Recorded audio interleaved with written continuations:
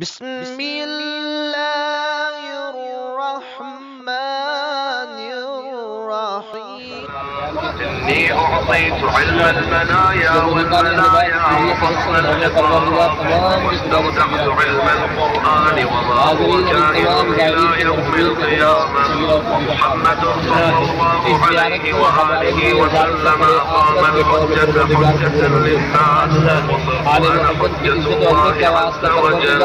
جعل الله الإيمان لم يجعل لأحد من الأولين والآخرين لا لنبي آخر پہ دعا کو ہے پروردگار اس اجتماع کے حقیقی قائد، اس کارواں کے حقیقی سلاد سرکار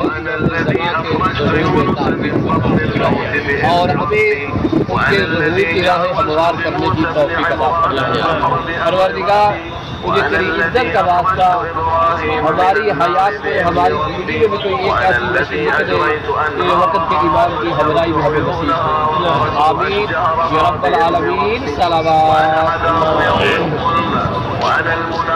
آج انشاءاللہ تعالی ہم اس منزل کے بالکل قریب پہنچ جائیں گے جس منزل کی قبض و غائب کے لیے ہم سرزمین نجاشی سے چلے تھے، بارگاہ سید الشہداء۔ آج کی رات جو ہے وہ شب اربعین ہے اور انشاءاللہ تعالی ہم حدود کربلا میں داخل ہو جائیں گے۔ ایک دو روایتیں ذکر کر کے آپ کی ذہن کو بیان کروں گا۔ امام جعفر صادق علیہ السلام آپ چند فرماتے ہیں، روایات دیگر میں یہ موجود ہے کہ جو شخص سید الشہداء امام علی مقام کی طرف جب بڑھتا ہے، جب وہ ایک قدم اٹھاتا ہے تو ایک قدم پہ اسے ایک نیکی ملتی ہے اور ایک اس کا گناہ معاف کر دیا جاتا ہے۔ اور ایک اور روایت میں ذکر ہوا ہے کہ جب ظاہر امام حسین کی بارگاہ کی طرف قدم اٹھاتا ہے، ایک قدم وہ اٹھاتا ہے 4000 فرشتے اس کے ساتھ۔ اب نجف سے لے کر کربلا نہ جانے کتنے قدم ہیں، 80 کلومیٹر یا 100 کلومیٹر کی یہ مسافت، اس میں کئی قدم بنتے ہیں اور روایت کہتی ہے ایک قدم ظاہر کا اور 4000 فرشتوں کے قدم اس کے ساتھ۔ یہ نجف سے کربلا تک جو آپ مشی کر کے آئے ہیں، ہر قدم کے ساتھ 4000 فرشتوں کے قدم ہے۔ لیکن فرق کیا ہے، یہ ذکر کرنا مقصود کیوں ہے؟ کہا وہ جو 4000 فرشتے تمہارے ایک قدم کے ساتھ قدم اٹھا رہے ہیں، وہ اٹھا فرشتے رہے ہیں لیکن لکھا تمہارے نام اعمال میں۔ اب ایک اور روایت میں موجود ہے جو شخص سید الشہداء کی طرف آتا ہے، بارگاہ امام علی مقام کی طرف بڑھتا ہے، جب وہ قدم اٹھاتا ہے تو اسے 10 نیکیاں ملتی ہیں اور اس کے بعد اس کے 10 گناہ معاف کر دیے جاتے ہیں۔ ایک تیسری روایت میں ذکر ہوا کہ جو شخص قدم اٹھاتا ہے اسے 1000 نیکی ایک قدم پر اور 1000 کبیرہ گناہ اس کا معاف ہو جاتا ہے پہلے قدم پر۔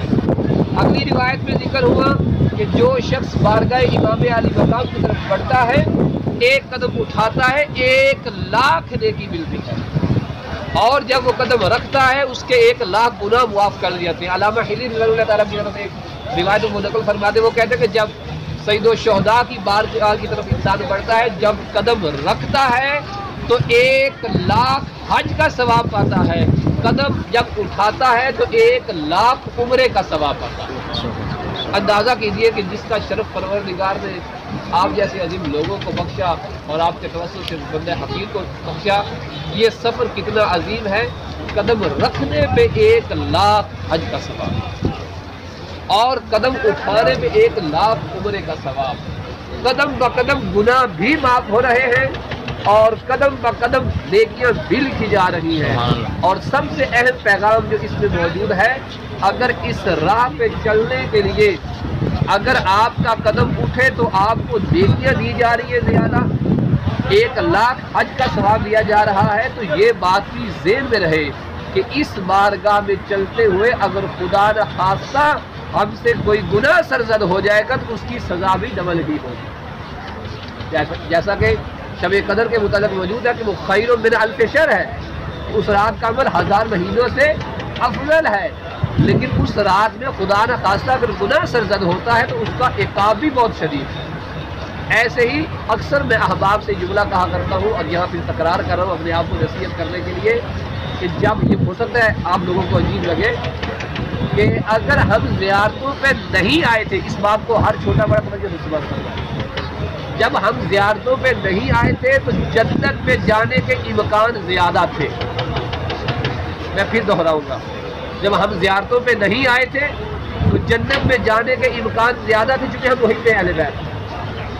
اب جب ہم زیارتوں پہ آ گئے ہیں، اب ذرا تھوڑا سا سنبھلنا پڑے گا، اب تھوڑا سا مضبوط ہونا پڑے گا۔ اب جنت بھی ہمارے لیے آسان بن گئی ہے، لیکن اس کے ساتھ جہنم بھی آسان بن گئی ہے۔ وہ کیسے؟ وہ اس طرح سے کہ ہم اب جب زیارت پہ آئے ہیں، یہاں سے جائیں گے نجف جانے کے بعد یا واپس پلٹیں گے پاکستان، تو یاد رکھیے ہم یہاں سے جب ہو کے جائیں گے تو کربلا کے امین بن کے جائیں گے، نجف اشرف کے امین بن کے جائیں گے۔ اب لوگوں نے نجف اشرف کو بھی ہمیں دیکھ کر سمجھنا ہے، کربلا کو بھی ہمیں دیکھ کر سمجھنا ہے۔ اب ہم بن جائیں گے گویا سفیر کربلا، سفیر نجف اشرف۔ اب جب ہم جائیں گے، جو لوگ ہمیں دیکھ کر ہمارے اندر نجف اور کربلا کی جھلک دیکھیں گے، اس کے لیے جناب سیدہ زہرا کے ہاتھ اٹھ جائیں گے۔ اور اگر میری وجہ سے میں زیارت کے بعد پلٹوں، کوئی ایک بندہ کہے کہ بھائی یہ مولانا ثقلین پہلے تو ایسے ایسے تھے، یہ اچانک سے تبدیل کیسے ہو گئے، تو جواب ہے یہ کربلا سے ہو گیا ہے، انہوں نے مشی کی ہے۔ اچھا اگر یہ بندہ تبدیل ہو سکتا ہے تو پھر مجھے بھی کربلا جانا چاہیے، ٹھیک ہے۔ اب اس گناہ گار کی وجہ سے جب وہ کربلا سے ہو کے واپس آیا، ایک بندے کے دل میں جذبہ پیدا ہوا کہ وہ مظلوم کربلا کا سلام کرے۔ جناب زہرا سلام اللہ علیہ کے ہاتھ اٹھیں گے اور بی بی ارشاد فرمائے گی کہ اے شخص اگرچہ تو گناہ گار ہے، لیکن تو نے کربلا کے بعد اپنے کردار کو ٹھیک کیا ہے، تیری وجہ سے ایک شخص میرے مظلوم بیٹے کو سلام کرنے گیا، فاطمہ زہرا تجھ پہ راضی۔ سبحان اللہ۔ اور خدا نہ خاصہ اگر اس کا الٹ ہو گیا، ایک شخص زیارتوں کا ارادہ رکھتا ہے تو انہوں نے کہا جی یہ ثقلین نقوی صاحب زیارتوں سے آئے ہیں، چلیں دیکھتے ہیں ان سے معلومات لیتے ہیں، مشی کیسے ہوتی ہے، کربلا میں کیا ہے، نجف میں۔ جب وہ میرے پاس آیا، جب وہ میرے ساتھ گفتگو کی، اٹھا بیٹھا، ایک رات دو رات میرے پاس قیام کیا، اس نے کہا کربلا جانے کے بعد یہ شخص یہ ہو گیا ہے، نہ اسے نماز کی فکر، نہ اسے اچھی گفتگو کی فکر، نہ اسے حلال کی فکر، نہ حرام کوئی فکر نہیں ہے۔ اگر زیارت کرنے کے بعد یہ حال ہوتا ہے تو پھر میں کربلا نہیں جاتا، میں ایسے ہی تھی۔ اب اس شخص کے لیے بھی بی بی کے ہاتھ اٹھ سکتے ہیں، لیکن دعا کے لیے قیامت میں بی بی سے پوچھ سکتی ہے کہ ایک شخص میرے مظلوم بیٹے کو سلام کرنے کا ارادہ رکھتا تھا، تیرا کردار دیکھ کے وہ رک گیا، اس کا جواب اب تجھے دینا پڑے۔ لہذا عزیزان، ہم زیارتوں کے بعد یہاں رہنے کے بعد ہم سفیر بن کے جائیں گے۔ اور سفیر کیا ہوتا ہے؟ جب آپ کوفہ جائیں گے تو آپ کو اندازہ ہو جائے گا کہ سفیر کی ذمہ داریاں کیا ہوتی ہیں۔ سفیر وہ ہوتا ہے کہ جس کا سفیر بن کے وہ آتا ہے، اب اس سفیر کو بچانے کے لیے، اس کی اس عظیم ذمہ داری کو ادا کرنے کے لیے اولاد کی قربانی دینی پڑے تو اولاد کی قربانی دینی پڑے گی، جان کی قربانی دینی پڑے تو جان کی قربانی دینی پڑے گی، لیکن اس کی جو وہ سفارت کر رہا ہے اس میں کوئی کمی کوتاہی نہیں۔ لہٰذا عزیزان، آج ہم انشاءاللہ تعالی وارد کربلا ہو جائیں گے۔ آخری پیغام جو میں اپنے آپ کو دے رہا ہوں آپ کی طرف سے یہ کہ جب ہم پاکستان سے آتے ہیں یا یہاں سے پاکستان جاتے ہیں، ہمارے دوست و احباب جب ہمیں ملنے آتے ہیں تو وہ ہم سے ہدیے کا تقاضا کرتے ہیں۔ کوئی ہمیں فرمائش کر کے کہتا ہے کہ جی کربلا کی تصویر لائیے گا، کوئی کہتا ہے کربلا کا کفن لائیے گا، کوئی جائے نماز کا تقاضا کرتا ہے، کوئی کس طرح کا تقاضا کرتا ہے۔ کیوں؟ یہ چیزیں وہاں بھی میسر ہیں، یا ہمیں کسی نے نہ کہا ہو اور ہم اس کے لیے تصویر یا سجدہ گاہ کا گفٹ لے کے جائیں نا، اور اسے کہیں کہ یہ ہم کربلا کے لیے آئے، اسے لے کے آئے، خدا جانے وہ کتنا راضی ہو جائے گا۔ یقین جانیے یہ ہدیے جو ہوتے ہیں یہ ضرورتیں پوری نہیں کرتے، لیکن محبتوں کو دوبالا کر دیتے ہیں۔ اب یہاں سوال یہ ہے، آپ نجف سے کچھ برادران پاکستان سے پوری دنیا سے جو لوگ آئے ہیں، جب کربلا وارد ہو اگر مانوی طور پر ان کے کان میں امام حسین کی یہ آواز آئے، ہو میرا کربلا آنے والا زائر، میرے لیے تحفہ کیا لے کے آیا؟ اس سوال کو سمجھیے. آپ کو یہ نہ کہے کہ امام کو کون سی تحفوں کی ضرورت ہے. تحفے ضرورتیں پوری نہیں کرتے، محبتوں کو دوبالا کیا. اگر امام زمان سلام اللہ و صلوات اللہ علیہ ہمیں مل جاتے ہیں کربلا میں جاتے ہوئے اور مجھ سے یہ سوال پوچھ رہے کہ ثقلین نقوی، تو جو پاکستان سے ہے، تو جو ہندوستان سے آیا ہے، تو میرے لیے تحفہ لے کے کیا ہے؟ یا یہ سوال کر دیتے ہیں تو جو 30 سال کا، 40 سال، 50 سال، 100 سال کا ہو گیا ہے، یا فلاں فلاں جو آ رہے ہو، بتاؤ تمہارے پاس مجھے دینے کے لیے کون سا تحفہ ہے؟ اس سوال کا جواب ہر بندے کے پاس ہے. اس نے کہا کہ نا کہ مستحب ہے کربلا کا جب آپ سفر کریں اور آپ کا جسم آپ کو اجازت دیتا ہو تو آپ 3 روزے رکھیں تاکہ معنویت میں اضافہ ہو جائے. عذاب ذات میں یہ چیز شامل ہے.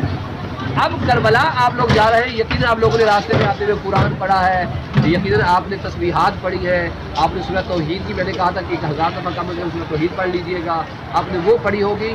اور جو کم پڑھا ہے اب کوشش کریں آج کے سفر میں اسے زیادہ کریں. قرآن کی تلاوت ہے، کوئی اور دعا ہے، تسبیح ہے، ضرور ہے، کم از کم 1000 دفعہ آج قل هو اللہ ضرور تلاوت کیجیے گا. اور آج جب ہم پہنچیں گے اور صبح غسل زیارت کے بعد امام کی بارگاہ میں پہنچیں گے انشاءاللہ تعالیٰ، کہے گا مولا اور کچھ تو ہمارے پاس ہے نہیں، ہاں آتے ہوئے 1000 دفعہ قل هو اللہ پڑھا ہے، اس کو بطور ہدیہ ہم آپ کی بارگاہ میں پیش کریں. ہم نے 1000 دفعہ صلوات پڑھی ہے، 2 پارے قرآن کے پڑھے، مولا اور تو کچھ نہیں تھا، اس کو آپ کی بارگاہ میں پیش کرتے ہیں. اچھا یہاں میں ایک بات اور بھی واضح کرتا چلوں، جب آپ کوئی چیز ہدیہ معصومین کو کرتے ہیں نا، اس کا معصومین علیہ السلام کو فائدہ نہیں ہے، اس کا ہمیں فائدہ ہے. وہ کیسے؟ اب جب روایت کہتی ہے کہ جب کوئی شخص کوئی ذکر پڑھ کے ہدیہ کرتا ہے کسی معصوم کو، تو فرشتہ فوری، یہ بات قابل غور ہے، فرشتہ فوری اس کو لے کر اس امام کی بارگاہ میں جاتا ہے اور کیا کہتا ہے؟ کہتا ہے کہ تو آپ کے فلاں چاہنے والے نے اس چیز کا تحفہ آپ کے لیے بھیجا ہے. اب امام کیا جواب دیں گے؟ امام یہ کہیں گے اچھا اس کو محفوظ کر کے رکھیں. اس کو ذرا غور سے سمجھ فرمائیے گا، اسے محفوظ کر کے رکھ لے. کیوں؟ قرآن کہتا ہے حل جزاء الاحسان، بولیے الا الاحسان. اب جب قیامت کا دن آئے گا، نفس و نفسی کا عالم ہوگا، کوئی ایک نیکی بھی دینے کو تیار نہیں ہوگا، وہاں آپ کا وہ امام جسے آپ نے ہدیہ بھیجا ہوا ہوگا وہ فرمائیں گے آج احسان اتارنے کا وقت آ گیا ہے. لاؤ اس نے ایک سورۃ فاتحہ پڑھی تھی، لاؤ اس نے 1000 دفعہ قل هو اللہ پڑھا تھا. ہاں وہ فرشتہ لے کے آئے گا، امام اس فرشتے کے ساتھ مل کر اپنے اس مومن کے پاس پہنچیں گے کہ جس نے 1000 قل هو اللہ، 1000 کوئی چیز بھی ہدیہ کی ہوگی.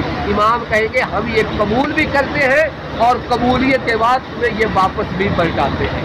ذرا سوچیے کتنا اجر ملے گا.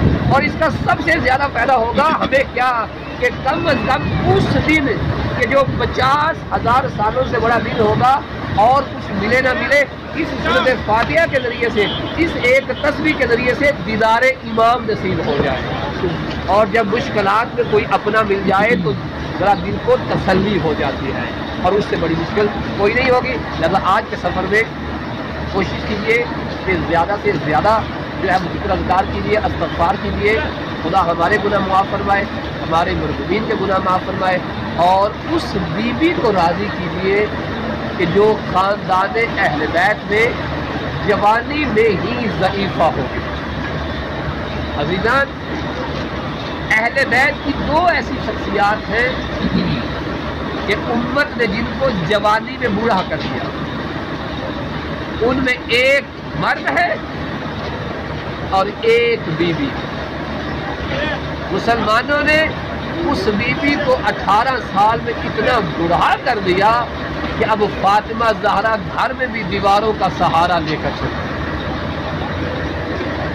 اور اس طرح سے ظلم و ستم کیے گئے اس بیوی پر کہ فاطمہ زہرا جیسی بیوی اپنی نماز میں یہ دعا کرتے ہوئے نظر آتی، اللہم عجل وفاتی، خدایا اب فاطمہ زہرا کو موت دے. ایسا کیوں ہوا؟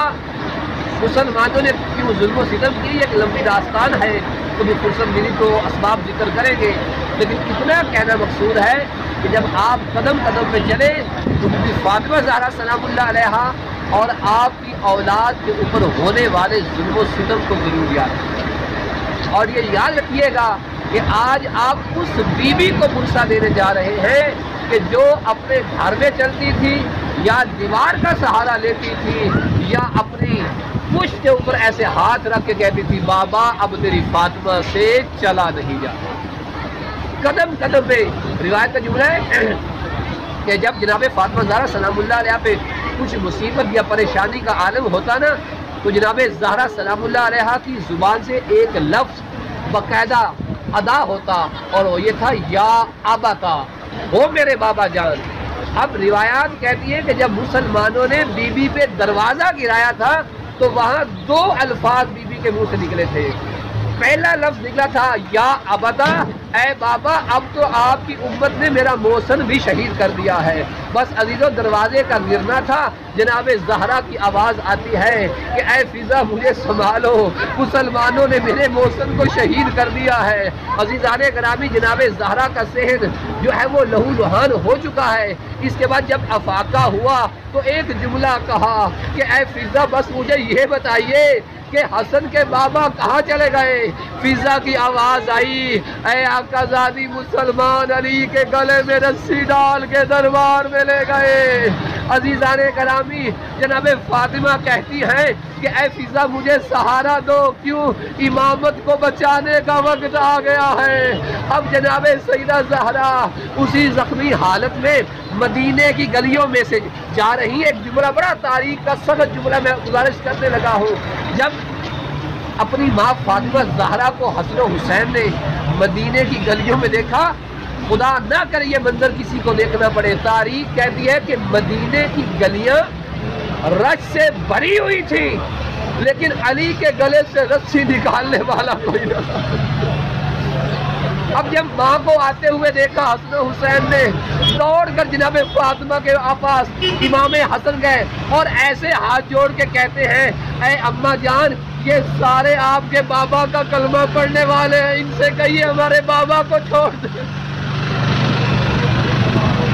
اجرکم علی اللہ، اماں جان ان سے کہیے ہمارے بابا کو چھوڑ دیں۔ عزیزو جو تاریخ بتاتی ہے جب مولا علی کے گلے میں رسی ڈالی گئی تو کیفیت یہ تھی کہ ایک ملعون نے پیچھے سے امام کے بازو کو اس طرح سے مروڑ دیا ہوا تھا اور بازو یہاں لگایا ہوا تھا۔ اس کے بعد ایک ملعون نے تلوار بھی جو ہے وہ نکالی ہوئی تھی۔ جب یہ منظر جناب زہرا نے دیکھا، بس آخری جملہ گزارش کر رہا ہوں، قبر رسول پہ جاتی ہیں اور جا کر ایک جملہ کہتی ہیں یا ابتا یا رسول اللہ میرے اوپر ظلم و ستم ہوتے رہے ہیں، میں نے برداشت کیا ہے، اے بابا جان آج میرے گھر پہ دروازہ گرایا گیا، میں نے صبر کیا ہے، اے بابا جان میرا محسن شہید ہو گیا ہے، میں نے صبر کیا ہے، اے بابا دیکھ تیری فاطمہ کے رخسار زخمی ہے، فاطمہ نے صبر کیا ہے، اے بابا دیکھ میرا پہلو زخمی ہے، میں نے صبر کیا ہے، لیکن بابا اگر میرے بچوں کے باپ کو کچھ ہو گیا فاطمہ کا صبر ٹوٹ جائے گا۔ لعنت اللہ علی قوم الظالمین۔ دعائی میں منع فرمائے بسم اللہ الرحمن الرحیم۔ اللہم اجل ولیک الفرج، اللہم کل ولیک الحجت ابن الحسن صلواتک علیہ وعلی آبائہ فی هذه الساعة وفی کل ساعة ولیا وحافظا وقائدا وناصرا دلیلا حتی تسکنہ ہم سب کے گناہ معاف فرما، ہمارے والدین کے گناہ معاف فرما، بہن بھائیوں کے گناہ معاف فرما، آل محمد کا واسطہ اس زیارت کی معرفت عطا فرما۔ پروردگار یہ ہر قدم اٹھنے والا ظہور امام زمانہ کے قرب کا سبب بنے، ایسی توفیق عطا فرما۔ خدایا ہمارے آباء و اجداد کے گناہ معاف فرما، اول و آخر تمام شیعان حیدر کرار محبت اہل بیت دنیا سے رخصت ہو گئے ان کے گناہ معاف فرما، ان مومنین کو معاف فرما جن کے پیچھے کوئی فاتحہ پڑھنے والا ہی موجود نہیں ہے۔ خدایا ان مومنین کے گناہ معاف فرما جن کے پیچھے کوئی دعا کرنے والا ہی موجود نہیں ہے۔ خدایا بیماروں کو شفا عطا فرما، بے اولادوں کو صاحب اولاد فرما، ان تمام زائرین کی زیارتیں قبول و منظور فرما۔ آل محمد کا واسطہ ہمیں بھی توفیق زیارت نصیب فرما۔ اس زیارت کو پروردگار قیامت کے دن کے لیے، حشر نشر کے دن کے لیے، برزخ اور قبر کے دن کے لیے محفوظ فرما، اور اس زیارت کی ہمیں اب حفاظت کرنے کی توفیق عطا فرما۔ ان تمام امراض سے جو زیارت کو کمزور کر دیتی ہیں ہمیں بچانے کی توفیق عطا فرما۔ اس عظیم پودا زیارت امام حسین کو پروردگار ہماری نسلوں میں راسخ فرما، جب تک ہمارے سلسلہ نسل چلتا رہے زوار امام حسین والا سلسلہ بھی ساتھ ساتھ چلتا رہے۔ خدایا دشمنان پاکستان کو نشت و نابود فرما، ہمارے ملک کو دن دنیا چوبی ترقی عطا فرما، آل سعود و یہود کو تباہ و برباد فرما، ولی حق امام زمان کے ظہور میں تعریف فرما، ان کے قدم چومنے کی توفیق عطا فرما، ان کے ظہور کی راہیں ہموار کرنے کی توفیق عطا فرما۔ خدایا جب ان بدنوں کو موت آنی ہی آنی ہے ہمیں امام حسین کی راہ میں شہادت نصیب فرما برحمتک یا ارحم الراحمین۔ ایک سورۃ فاتحہ 3 دفعہ قل هو اللہ بندہ گنہگار کے بندگار ہمارے ایک عزیز مرحوم غلام حسین ہیں ان کے لیے، اور اس کے علاوہ حاضرین کے تمام مرحومین کے لیے، تمام شیعہ حیدر قرار کریے، شہداء ملت ایران، عراق، لبنان، سوریا اور یمن، اس کے علاوہ جہاں جہاں مومنین کو اہل بیت کے نام پہ شہید کیا گیا ان تمام کے لیے رحم اللہ من قرأ الفاتحہ مع الصلوات علی محمد وآل محمد۔